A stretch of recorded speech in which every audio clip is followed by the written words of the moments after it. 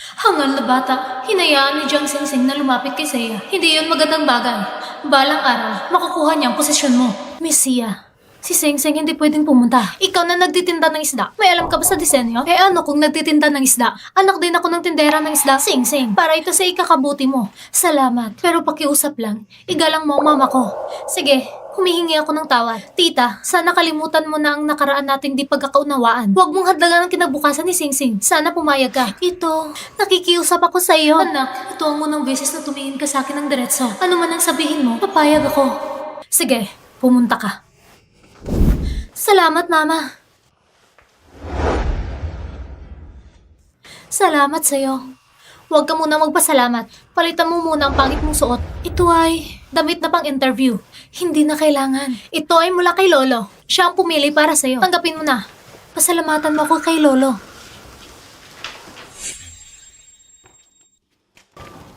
Yun eh, si Singsing ay may talento. Ipapadala ko siya para magkita kayo ng mama mo. Siguradong magkakasundo sila. Lolo, paano kung ako na lang ang humawak nito?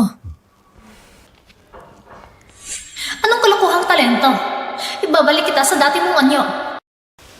Ngayong gabi, magbabago ang kapalaran mo.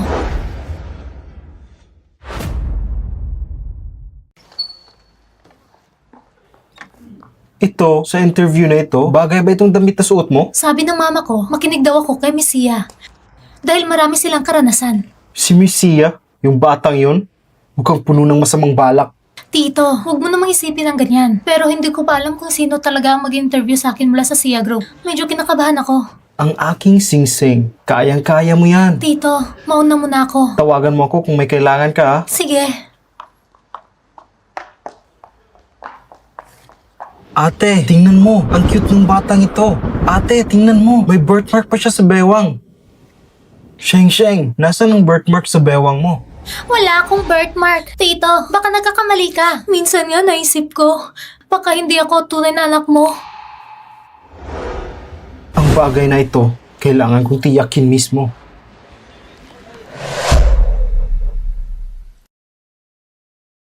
Totoo ngang may estilo ang pamilya ni Sia. Talagang curious ako tungkol sa kanya.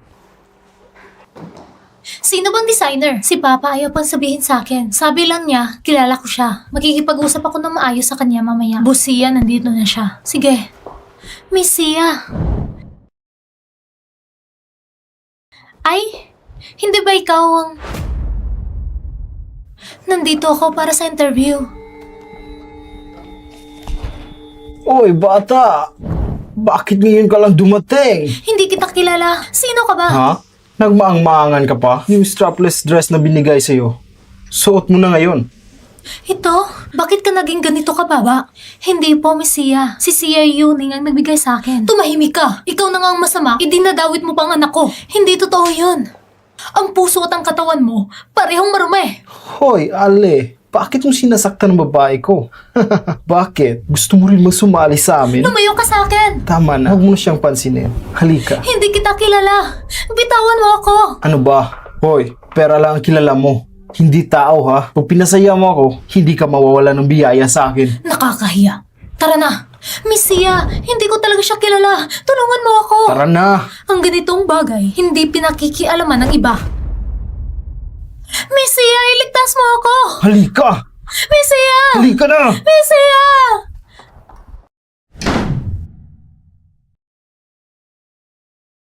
Ngayon ang mga babae, hindi na marunong magpahalaga. Pati nanay niya, hindi man lang pinagalitan. Yung batang babae na yon, kung may sasabihin ka, diretsuhin mo na. Yung mga mata ng batang iyon, kasing tulad ng inyo.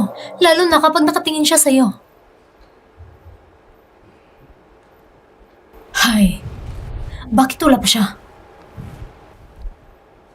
Pa, darating ba yung batang babae? Wala pa ba si Singsing? Xing? Si Jiang Xing ba? Bitawan mo ako! Tingnan natin kung saan ka tatakbo ngayon. Pasasayahin ka ni Kuya. Lumayo ka! Aray! Sige! Basagin mo! May pera ka pa para bayaran yan. Sige! Basagin mo! Bumalik ka rito! Ngayon, tatapusin na kita! Tulong! Yung matandang babae kanina, hindi ka pinansin sa labas. Walang makakapigil sa akin. Sige! Sumigaw ka! Sumigaw ka! Sumigaw ka! Tulong!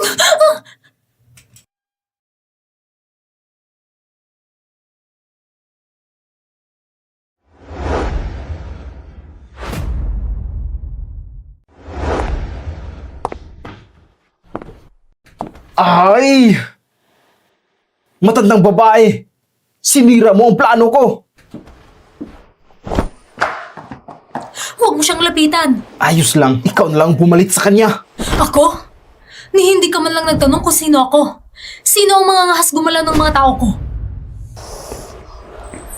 Haha, ayos ka rin matandang babae. Hindi maliit ang tapang mo.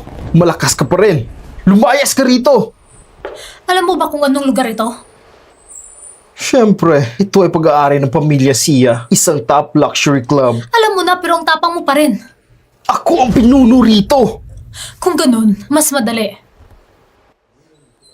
Tanggalin ang pamumuno ng Wayue. Akala mo ba ikaw si Sia Junwa? Yung babaeng demonyo? Siya mismo. Kung may oras ka pa, huwag kang makipagdaldalan sa akin. Mag-isip ka ng mabuti kung paano ako babayaran. Ha?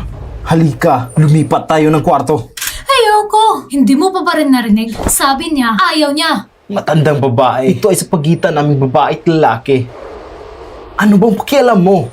Sino ka ba? Ako ang nanay niya. Sa palagay mo ba, wala akong pakialam? Nanay niya? Oo. Kaya pala, kayong dalawa, magkamukhang magkamuka. Mag-ina pala kayo. Ganito na lang, maglaro tayo. Isang hari, dalawang reyna. Ano sa tingin nyo? Gusto mo bang mamatay? Masarap mamatay sa ilalim ng bulaklak. Kahit multo, malandi pa rin hindi rin masama. Tara na, halika. Kung gagalaw ka pa ulit, maniwala ka o hindi, bibiyakin ko yung ulo mo. Talagang malalim ang pagmamahal ng mag-ina. Kung hindi ko kayo patayin ngayon, sayang lang ako bilang amo. Parang walang silbi. Bilisan nyo! Tamang-tama ang dating. Hulihin nyo sila para sa akin! Anong tinutulala nyo dyan? Sino bang nabibigyan ng sweldo nyo? Sino ang amo? Hindi nyo ba alam? Limaw, nakalimutan mo na ba na ang sahod mo bilang boss, si Boss Sia ang nabayad? Oo nga pala. Ang sandigan ko, si Boss Sia. Ano ngayon? Natatakot ka? May lakas ka pa bang banggitin siya? Boss Sia, anong gagawin natin? Ano? Sinabi ko na sa'yo, siya si Sia Junwa. Hindi mo dapat siya inaway. Imposible! Ang abiso ng pagbabago sa posisyon, naayos na. Simula ngayon, ang Wayue, tatanggalin lahat ng posisyon ni Limaw. Boss Sia, patawarin mo ako. Bitawan mo ako! Patawarin mo na ako. Isipin mo na lang na wala akong kwenta. Pagkawalan mo ako, sige na, nakikiusap ako. Ang dapat mong hinga ng tawad, hindi lang ako, di ba? Talagang hindi pagkakaintindihan. Ilan bang babayang nasaktan mo nang wala silang kasalanan? Wala. Nangangako ako. Isinusumpa ko sa dangal ko. Ito ang una. Talagang ito ang una. Wala naman tayong alitan. Bakit mo ko tinatrato ng ganito? Si Miss Sia Yuning ang nag-utos sa akin na gawin ito. Wala rin akong magawa.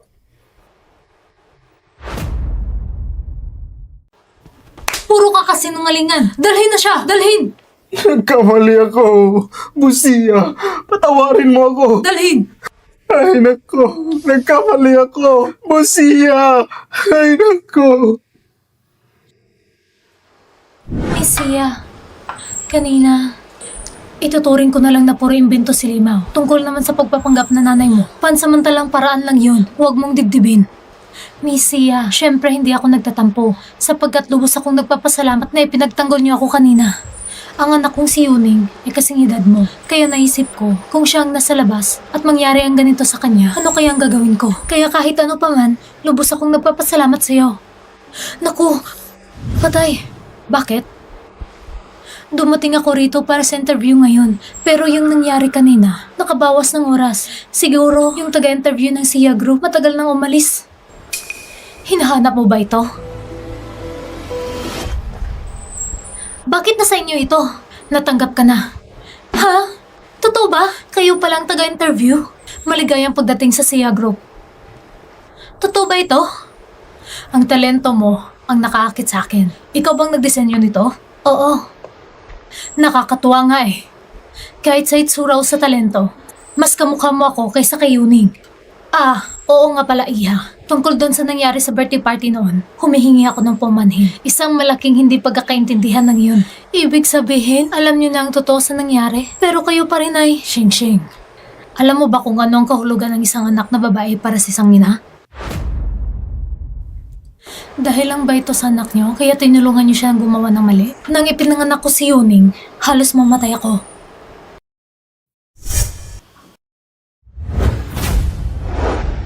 Anong birthday? Ang araw na ipinanganak siya, yun ang pinakamahirap na araw ko. Ma, ibig sabihin ng pagsilang ko ay isang malaking pagkakamali? Oo! Nung araw na ipinanganak siya, yun ba rin ang pinakamahirap na araw niyo? Kabaliktaran.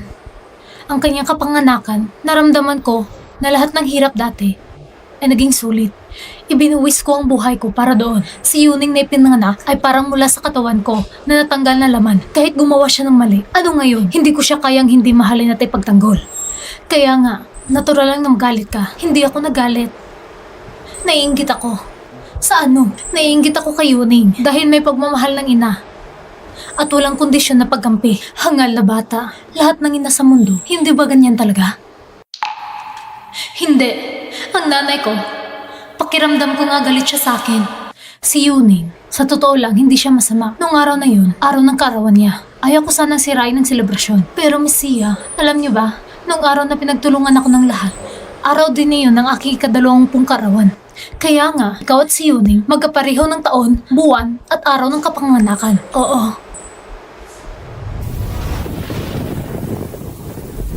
Ikaw?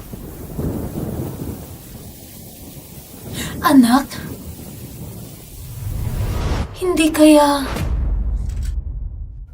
Bakit po? Ang ospital kung saan isinilang ka, Friendship Hospital ba yun? Hindi ko alam. Bakit po? Yung babae noon, siya ang ina ni Jiang Xingxing, tama? Bakit siya nagmamadali at daladala ang bata? Kung sakali, ang batang yun, hindi kaya yung mga mata ng batang babae, kamukha ninyo, lalo na kapag tinitingnan kayo. Kaya pala, magkahawig talaga kayong dalawa. Dahil pala mag-ina kayo. Anong nangyari, Miss Seiya? Mahalaga ba talagang bagay na ito? Sobrang mahalaga. Kung ganun, tatanungin ko muna ang tito ko. Sige. Ay naku, bakit wala pa rin ang resulta? Jiang Yu, bakit mo naman pagdududahan na hindi si Sing ang pamangkin mo? Kumalma ka lang. Kung walang resulta, puntahan na muna natin si Sing. Hoy, saan ka pupunta? Lumabas na ang resulta. Ayoko. Tapon mo na lang. Ha? Ay, akin na. Ang kulit mo.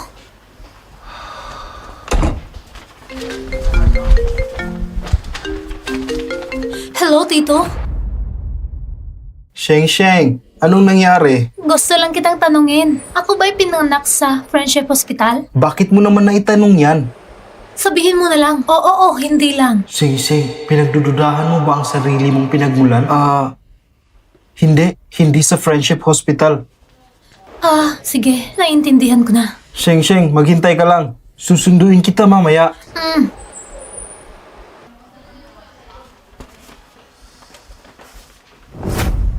Paano nangyari to? Miss Sia, ha? Sabi ng tito ko, hindi ako pinanganak sa Friendship Hospital. Ha? Hindi pala. Ibig sabihin, nagkamali ako ng tao. Nabaliw lang ako kanina. Nagkaroon pa ng duda ang batang babae sa harap ko ay anak ko. Kung ganun, paano na lang si Yuning? Miss Sia, tungkol sa pagkatanggap ko. Sige, mamaya, ipapadala ko sa iyo ang kontrata sa pamamagitan ng assistant ko. Mula ngayon, ikaw na magiging designer ng Sia Group. Totoo ba? Oo. Patuloy pa akong magsisikap. Seng, kailangan mong magtiwala sa sarili mo. Kung may problema, dapat mong ipaglaban. Dapat mong tutulan. Huwag kang maging malambot na prutas na basta pinipisil ng iba. Ayokong maging pabigat sa mama ko. Kaya sanay na ako na umatras at magpakumbaba. Masamang ugali yan. Kailangan mong baguhin.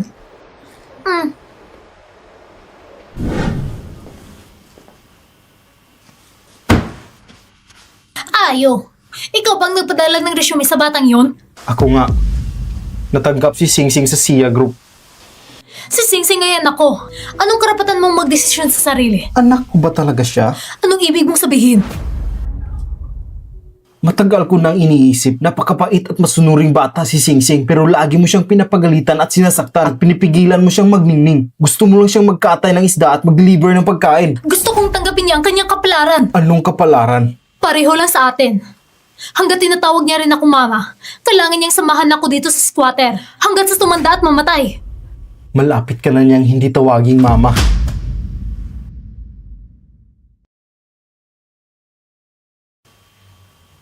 Kailan mo ginawa ang pagsusuri? Hindi mo na kailangang alamin yan. Si Singsing talaga ay hindi mo anak. Siya ay hindi ko pamangkin. Uh, Magsalita ka! Oo, hindi ko siya anak.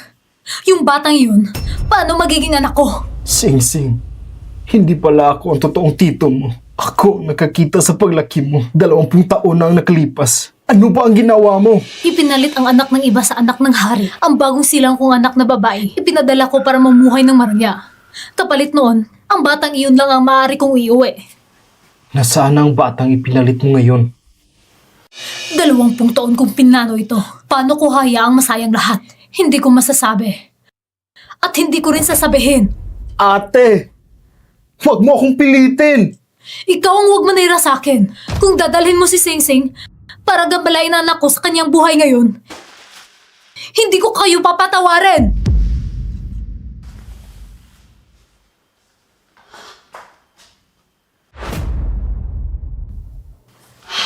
Singsing, bakit hindi ka pa natutulog? Ano ito? Ah, basura lang yan. Oo, basura. Nakikinig ka ba? Hindi kararating ko lang. Singsing, may kailangan ka ba? Tito, nung nakaraan, pinapahanap mo ako ng trabaho. Bukas sa first conference ni Miss Sia. Kailangan nila ng waiter. Ayos lang. Matibay ang katawan ni Tito. Walang problema. Sige, sasabihin ko kay Miss Sia. Sige. Miss Sia, ang lapit naman ng tawag mo. Ako, Jiang Singsing, sinasabi ko sa'yo, huwag kang parang langaw na paikot-ikot sa pamilya ni Sia. Kung hindi oras ng trabaho, lumayo ka kay Sia. Tuwing nababanggit si Sia Junwa at ang pamilya Sia, kakaiba ang ugali ni ate. Baka yung batang ipinalit kay Singsing ay nasa pamilya Sia. Limaw, inutil ka! Biglang lumitaw siya ang Master Sia. Wala rin akong magawa. Mama ko? Oo nga, siya ang Master Sia, pilit na pinoprotektahan si Jiang Xingxing at tinawag pa ang sarili niyang nanay. Imposible! Jiang Singsing, anong karapatan mong agawi ang atensyon ni Lolo at ni Mama?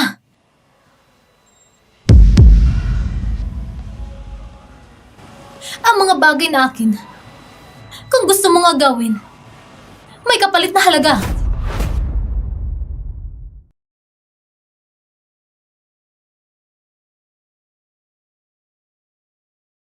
Sa press conference, ang SIA at ang Fu Group ay pipirma ng pamatagalang kasunduan at ikaw bilang punong designer, formal na magpapakita at kakatawan sa SIA Group sa kontrata. Ako? Kaya ko ba talaga? Siyempre kaya mo. Sa SIA Group, kakayahan ang sukatan ng lahat. Pagbubutihin ko.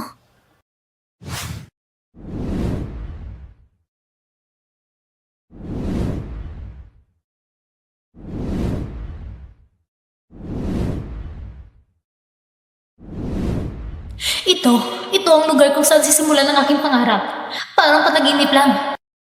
Uy, kanino bang pamilya itong magandang bata? Tito! Huwag mo akong tuksoin. Seryoso ako.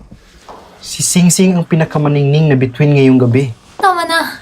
Seryoso ako ah. Mamaya sa entablado, huwag kang kabahan. Nandito lang si Tito sa ibaba. Singsing, kung sakali lang ha, kung sakali na hindi ako ang tunay mo na tito.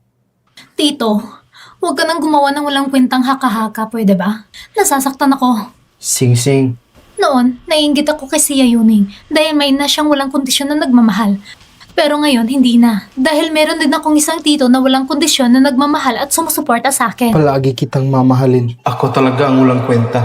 Mahalaga ba talaga ang dugo? Si Singsing ay palagi kong pamangkin habang buhay. Tito, huwag ka naman ganyan. Kapag ganyan ka, iiyak na rin ako. Sige na, ngayong araw ay espesyal para kay Singsing. Oo nga pala, nasan si Sia Yuning? Bakit mo siya hinahanap? Bakit mo siya hinahanap? Itong alak, siya ang umorder. Siguro nasa dressing room siya. Sige, pupunta muna ako doon. Mamaya na lang ulit. Laban lang. Laban lang.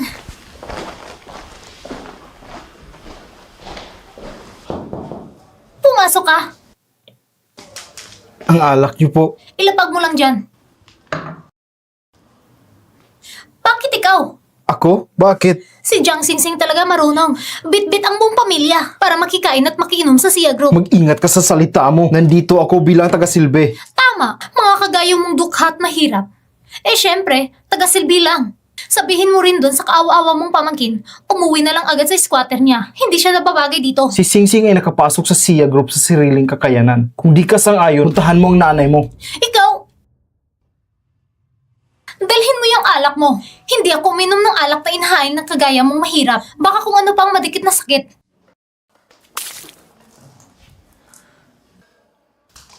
Ikaw!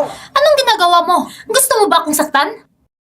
Kung gagalawin mo ako ngayon, hindi lang ikaw, pati si Jiang Singsing, mapapalis sa Sia Group.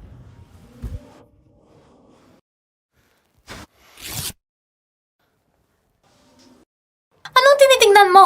Birthmark to. Eh ano ngayon? Ikaw, tumingin ka pa. Tanggalin mo ang mga mata mo. Birthmark? Ate, tingnan mo. Ang cute ng batang ito. Ate, tingnan mo. May birthmark din siya sa bewang. Ibig sabihin, anak ka ng ate ko?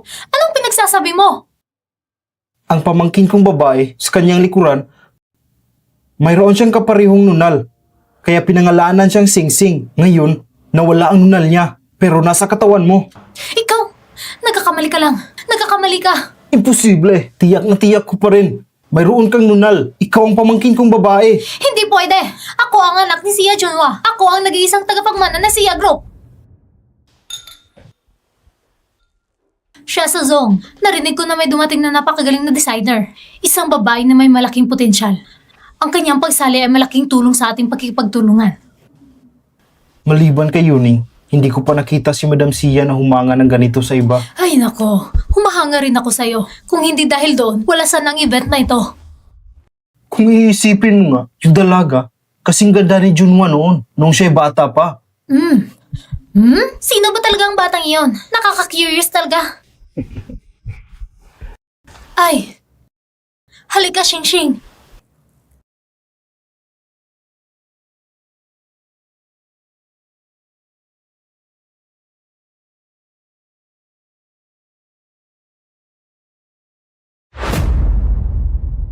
Xingxing! Paano naging si Jiang Xingxing, yung babaeng nagtitinda ng isda? Ang vice-presidente ng Fu Group, Fu Xingzu, nakilala mo na? At ang mama ni Jingsu. Tita Sia, siya ba ang designer na bidanggit mo kanina? Ngayon, siya ang pinakaasahan kong katulong. Talaga ba? Nice to meet you po.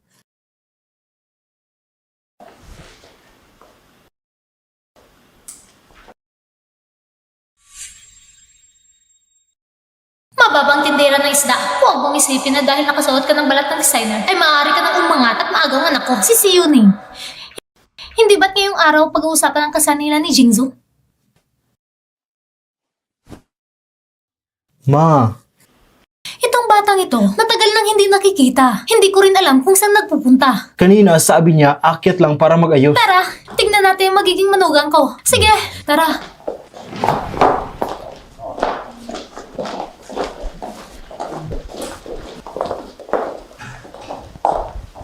May lakas ka ba ng loob para sumama sa akin sa DNA test? Sino ka ba?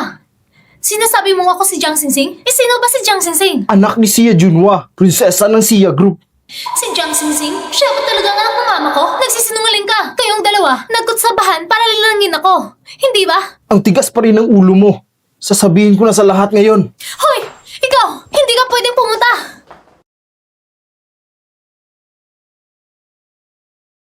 Yoneng!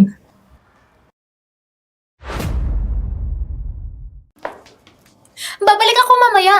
Itong batang ito, hindi ko alam kung ano bang pinagkakaabalahan niya. Lagi mo siyang pinababayaan. Ang dami pang bisita. Hindi ko siya maimbitahan. Anong problema doon? Ngayon, Siya ang prinsesa ng pamilya Sia.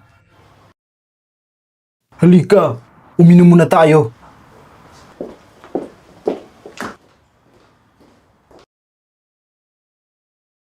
Bakit mo ako pinigilan? Kailangan ko siyang pakalmahin.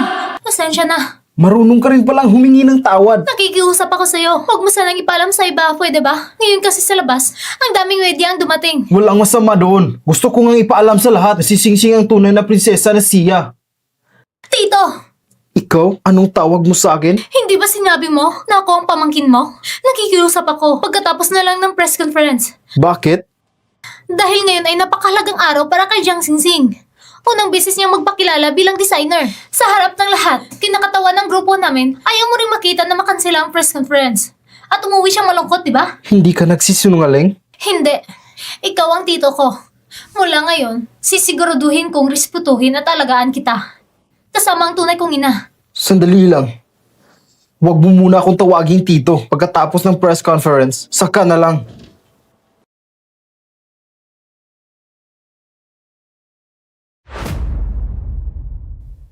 Xing. Ano, natatakot kang lasunin kita? Ano bang pakay mo sa pagpunta rito? Gusto lang kitang batiin sa matagumpay mong pagkuha ng tiwala ng lolo at mama ko. Sa ngayon, ikaw lang ang nakikita. Nakalimutan na rin nila na isa akong designer ng Sia. Ginawa ko lang naman ang tungkulin ko. Hindi ko naman iniisip kailanman na gawin ng anuman sa'yo. Pero ang mismong presensya mo ay isang uri ng pagkipag-agawan. Oo, tama ka. Sapagkat ang lugar ng pamilya ay hindi kailanman mapapalitan. Dati, sobra kong silosa at naging abala sa'yo ng husto. Humingi ako ng paumanhin. Sana makalimutan mo na ang nakaraan. Si Lolo at si Sia Zhu, sobrang bait nila sa akin. Dapat maging bukas na loob din ako sa pamilya nila. Ang mga nakaraang bagay, hayaan na lang nating lumipas.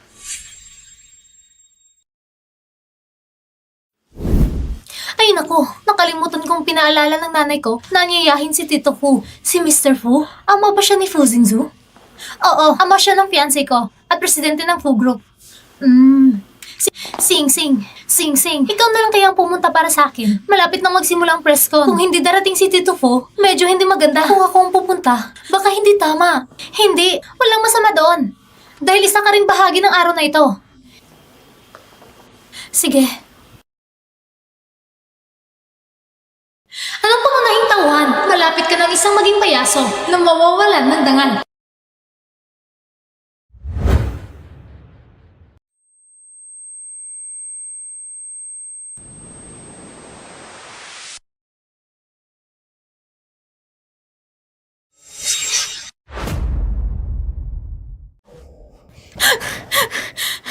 Bitawan mo ako. Alam ko na. Binayaran ka ng nanay ko para iwan mo ako, tama ba? Ngayong sinabi mo ito, ano pang silbi nito? Bakit walang silbi? Gusto kong sabihin mo sa akin ng harapan. Sabihin mo lang sa akin na hindi mo ako iniwan noon ng kusa. Siguradong babawiin kita. Huli na. Seng, bakit napakainit mo? Anong nangyari sa'yo?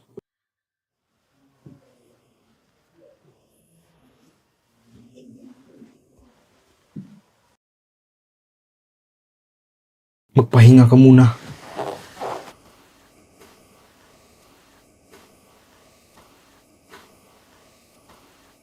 Seng, ano bang ininom mo?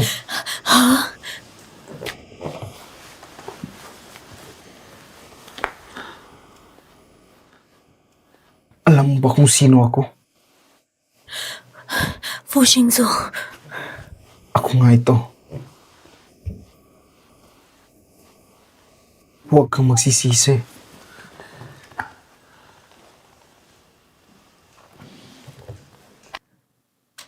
Salamat sa inyong paglalaan ng oras para dumalo sa pulong ng kolaborasyon ng Fu at Sia Group. Ngayon, ating nang anyayahan ang mga kinatawan ng dalawang panig. Inaanyayahan natin ang CEO Fu at ang Miss Jiang Xingxing. Nasaan si Xingxing? Nasaan sila, Fu? Hindi ba... Yuni, alam mo ba kung anong nangyayari? Kanina lang, habang papunta ko kay Uncle Fu, nalaman ni Jiang Singsing at sinabi niyang pupunta siya para sa akin. Hanggang ngayon, hindi pa rin siya bumabalik. Walang hiyang babaeng yon. Miss, mas mabuting hanapin muna natin siya.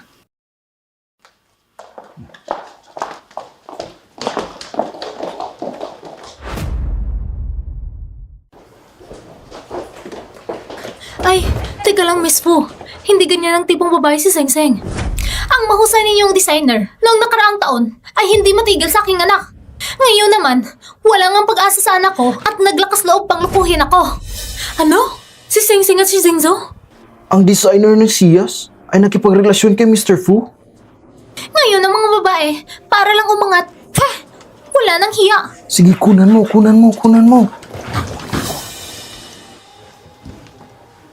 Anong ginagawa nyo? Ano ba to?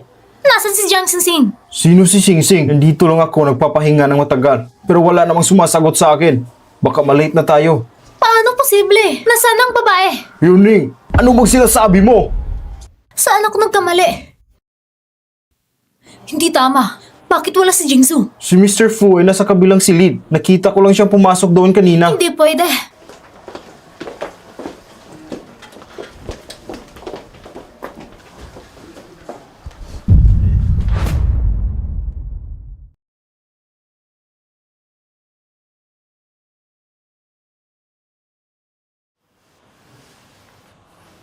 Pasensya na. Kailangang panagutan mo ako. Ikaw kasi ang fiancé ni Yuning. Ngunit ngayon, akin ka na. Mali ang ginagawa natin.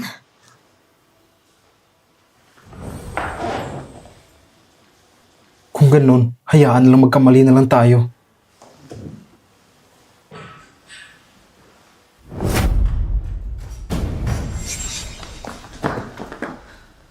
Jiang Singsing! Papatayin kita!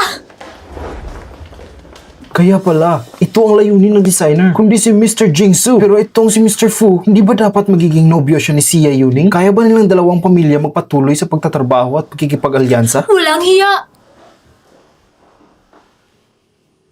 Nilason ako. Puro kasinungalingan ang lumabas sa bibig mo. Matagal na. Hindi ka pa rin sumuko? Ikaw, hindi matitinag na masamang babae. Ma! Ang tunay na hindi sumuko ay ako. Anak! Hindi siya karapat-dapat sa'yo! Dahil nandito lahat ngayon, hinihiling ko rin na maging saksi kayo. Sing Sing. Ako, si Fu Jingsu, ay mamahalin lamang si Jiang Singsing. At wala nang iba. Fu Jingsu, binabastos mo ko sa harap ng lahat. Ngunit ikaw rin ay pinapahiya si Sing Sing sa harap ng lahat. Ginawa ko lang ito ayon sa paraan mo. Para may balik sa iyo ang mga ginawa mo sa kanya. Mama, ito ba ang gusto mo? Ang minamahal na designer, pinapayagan mo lang siya na kunin ang lahat sa akin? Yuning. Kung ganon, tanggapin mo nang siya bilang anak mo. Tanggapin mo nang siya bilang anak mo. Mas mabuti pang mamatay na lang ako. Yuning! Mama, hindi ko sinasadya. Mama, hindi kita sinisisi. Miss Sia, dadalhin kita sa ospital. Lumayo ka! Huwag kang maging picky sa akin. Talagang nagsisisi ako. Nagkamali ako sa'yo. Talagang naipit lang ako. Pwede ba akong magtiwala sa'yo? Noong sa Highway Club, nagbinta ka, di ba? Hindi dapat kita niligtas. Hindi ako. Nagmatigas ka pa. Dahil tinuro mo sa akin na magtiwala sa sarili. Na ipaglaban. Na lumaban. Tapos ginawa mo ito sa akin? Hindi ganon. Iginagalang kita, kaya ayaw kong magkaroon ka ng maling akala sa akin. Sa sobrang galang mo sa akin, pinalano mong lapitan ako. Sirain ang pagkikipagtulungan ng Sia Group. Agawin ang kaligayahan ng aking anak, di ba? Naipit lang ako. Si Sia Yuning. Tumahimik ka! Lolo. Huwag mo tawaging lolo! Hindi ako ang lolo mo! Ako ang lolo ni Xia Yuning. Napakawalang hiya mo. Nilason mo ang mga tao dito sa bahay. Lolo. Huwag kang matakot. Babantayan ka ni lolo. Poprotektahan din kita. Sinasabi ko sa'yo, wala akong pakialam sa pagkikipagtulungan. Ang nakikita ko lang ay ang aking anak. Ang hinanakit niya ngayon. Ibabalik ko sa'yo ng doble. Si Sing Sing ang iyong anak. Tito, ano bang sinasabi mo? Sing Sing, Pasensya kung nahuli ako. Anong ibig sabihin mo? Kunan niyo ako lahat. Gusto kong mag-trending. Gusto kong linawin ang katotohanan. Tito, ano ba talagang ginagawa mo? Sing-sing, noon, sobrang makasarili ko. Gusto kong palaging ikaw ang maging pamangkin kong babae, kaya itinago ko para sa kaligayahan ni Sing-sing. Sasabihin ko na lahat. Ano ang katotohanan? Sige na, huwag ka na magpaligoy-ligoy pa. Manahimik ka! Ayoko! Ang talino mo naman, batang babae. Hindi na kita papayagan na mambuli kay Sing-sing. Lolo, dali! Hilahin mo na itong balayon na ito. Pakinggan muna natin siya. Tingnan nyo, ang birthmark sa kanyang bewang, maiintindihan nyo. Anong ibig sabihin mo? Ang may birthmark ay anak ng ate ko. Ano? Siya yun! Inabuso niya ako sa lunch. Ano? Hindi pwede. Wala akong alam sa birthmark. Pero pumasok siya bigla. Sinira ang damit ko. Ikaw, Sumigaw ko sa takot. Kaya lang tumakas siya. huwag kang magsinungaling. Ang waiter na ito, ang lakas ng loob. Tama. Hindi na ako lalaban kay Jiang Singsing. Pakiusap, huwag mo na akong saktan. Huwag ka nang magpanggap. Ipakita mo sa lahat ang peklat mo. Gusto mo maging anak ko? Inutusan mo ang tiyuhin mo na sirain si Yuning para lang palitan siya at maging anak ko? Tama ba? Hindi po. Anong pinagpalit? Siya na mismo ang anak mo. Kalokohan. Ako si Sia Junwa. May isa lang akong anak na babae at yun ay si Sia Yuning. Ma! Ang ambisyon ng mahihirap na tulad ninyo, nakakatawa lang. Bigyan ng konting pagkulay. Gusto ninyo magtayo ng isang dye shop? Ano? Gusto mo maging anak ko? Hindi ka karapat dapat. Una, niloko mga anak kong lalaki. Ngayon, gusto mong palitan si Yuning para makapasok sa mataas na lipunan. Talaga namang wala kang hiya. Ginagawa mong lahat. Hindi. Meron akong mama. Meron akong tiyuhin. Hindi ko iiwan ang sarili kong pamilya. Hindi ako niloko ni Sing-sing. Ako ang hindi makalimot sa kanya. Ma, malaki na ako. Ma, una, niloko ako ng taong yun. Ngayon, si Jingzo ay ayaw niya rin sa akin. Hindi ko na kaya. Huwag kang magsalita ng ganyan. Hindi ganyan ang tiyuhin ko na sinasabi mo. Sia Yuning, ikaw ang sinungaling. Ma, natatakot ako. Kung ginalaw mo ang anak ko, hindi kita papatawarin. Tumawag ng pulis! Misia, pakiimbestigahan mo na ng maayos. Pinagkakatiwalaan ko lang ang sarili kong anak. Sasabihin ko sa'yo, paiiralin ko ang tito mo at magbabayad sa kulungan buong natitirang buhay niya. Sing-sing, hindi gagawa ng masama si tito mo. Pinagkakatiwalaan kita, tito. Huwag mong hayaang mapunta ako sa kulungan. Bitawan niyo siya! Dali, hulihin niyo siya. Hinto, huwag kang tumakbo. Tito, tumakbo ka! Hinto!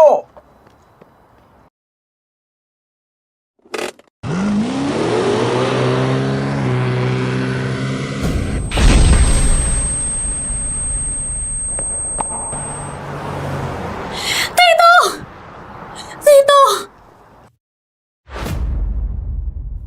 Ayos ka lang ba, Tito? Huwag kang matakot. Huwag kang matakot. Huwag ka nang magsalita! Huwag ka nang magsalita! Tulungan niyo kami! Ako, Tumawag kayo ng ambulansya! kung hindi ko sasabihin, ikaw ay mahal ka ni Tito. Sheng.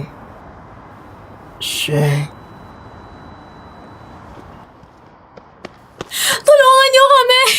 Tumawag ng ambulansya! Tumawag ng ambulansya! Tito! Tito! Tito!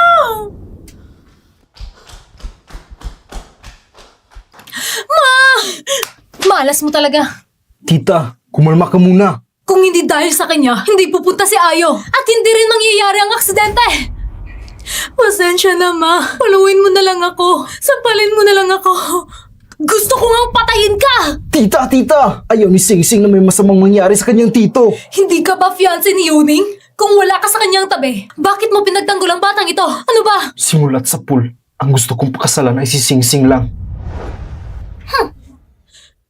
Ano bang design? Ano bang trabaho? Para sa akin, pumunta ka lang para akitin ng lalaki. Katulad ka ng nanay mo. Ma, anong ibig mong sabihin? Ma! Kumusta ang kapatid ko? Pasensya na po, patay na siya.